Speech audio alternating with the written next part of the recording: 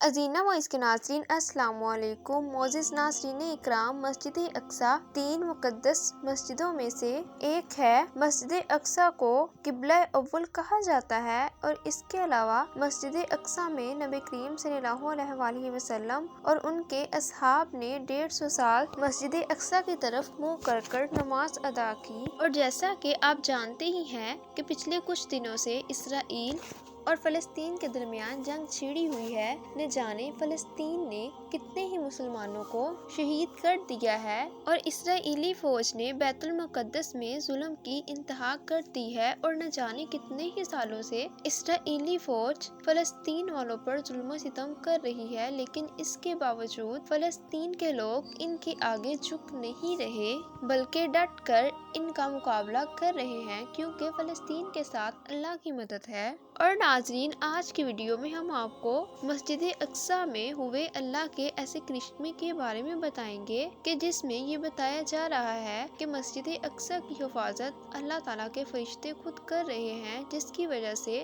یہ مسجد یہودیوں کو نہیں مل پا رہی ہے۔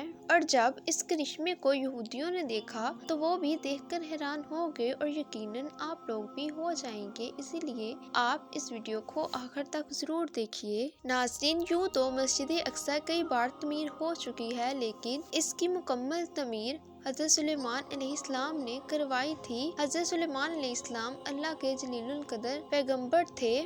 آپ نے مشرق سے لے کر مغرب تک حکومت کی۔ اللہ نے تمام جن اور جن پرند آپ کے تابع کر دیے تھے۔ وہ جنات آپ کا ہر حکم بجا لاتے تھے، اسی لیے حضرت سلیمان علیہ السلام نے مسجد اقصی کی تعمیر میں جنات کو لگایا تھا۔ مسجد اقصی کی تعمیر آپ کی حکومت کے بعد کروائی گئی تھی اور مسجد اقصی کی تعمیر تقریباً 40 سالوں میں پوری ہوئی تھی۔ اور ناظرین، وہ مسجد اقصی جو قبلہ اول ہے، جہاں پر بہت سے پیغمبر اور صحابہ مدفن ہیں، جہاں پر نبی کریم صلی اللہ علیہ وآلہ وسلم نے معراج کا سفر شروع کیا تھا، اتنی پاک جگہ یہودیوں کو کیسے مل سکتی ہے؟ حالانکہ اسرائیل نے اس کو حاصل کرنے کی پوری کوشش کی اور اب بھی کر رہے ہیں، لیکن وہ مسجد اقصی کو حاصل نہیں کر پائے۔ اس سے ثابت ہوتا ہے کہ یہ اللہ تعالیٰ کا گھر ہے اور اس کی حفاظت اللہ تعالیٰ کے فرشتے خود کر رہے ہیں۔ ناظرین، بہت کم لوگوں کو پتا ہوگا کہ مسجد اقصی کو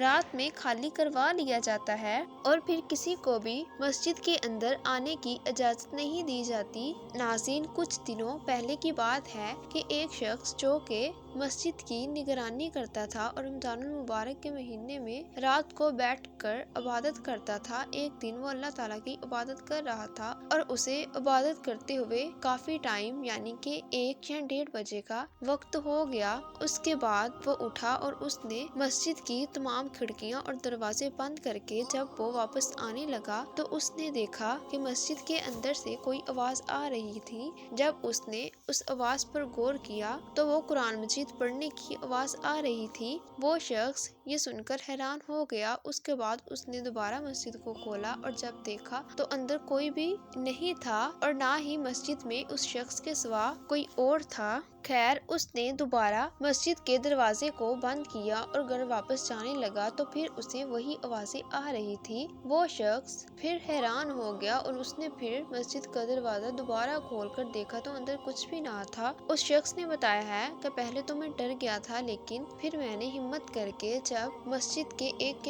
کونے کو چھان مارا تو وہاں پر کچھ بھی نہ تھا۔ تو اس دن وہ شخص مسجد کا دروازہ بند کیے بغیر ہی گھر واپس چلا گیا، اور جب وہ اگلے دن مسجد میں آیا تو پھر اس کے ساتھ کچھ ایسا ہی ہوا۔ وہ یہ دیکھ کر حیران ہو گیا کہ اس کے ساتھ کیا ہو رہا ہے۔ پھر اس نے اگلے دن مسجد کے سیکیورٹی گارڈ سے بات کی اور سارا ماجرا اس کو بتایا کہ میرے ساتھ رات کو ایسے ایسے ہوتا ہے۔ تو انہوں نے اس شخص کو تسلی دی اور کہا کہ پریشان نہ ہو، ہم مسجد کے CCTV کیمروں کو دیکھتے ہیں تو تمہارا وہم دور ہو جائے گا کہ رات کو کون آیا ہے۔ پھر جب انہوں نے مسجد کے CCTV کیمرے چیک کیے تو انہوں نے بھی جو دیکھا وہ دیکھ کر ان کے رونگٹے کھڑے ہو گئے۔ انہوں نے دیکھا کہ مسجد میں ایک سفید لباس پہنے ہوئے ایک بزرگ بیٹھا ہوا ہے جس کے چہرے پر نور ہی نور ہے، بلکہ یوں کہا جائے کہ وہ پورے کا پورا نور سے نہایا ہوا تھا، کیونکہ اس کے نور سے پوری مسجد روشن تھی۔